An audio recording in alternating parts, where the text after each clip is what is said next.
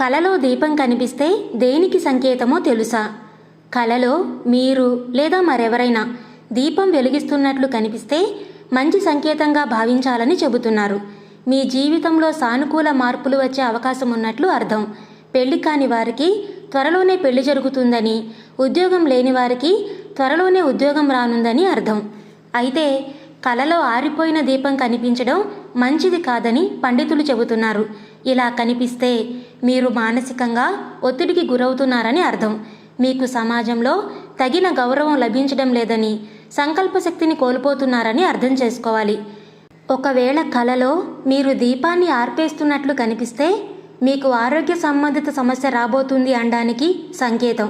లేదా మీకు దగ్గరగా ఉన్నవారు పెద్ద ప్రమాదంలో పడవచ్చని చెబుతుంది. మీ దగ్గరి వ్యక్తి ఎవరో మరణించనున్నారు అనడానికి కూడా ఇది సూచికగా చెబుతున్నారు. ధన్యవాదాలు.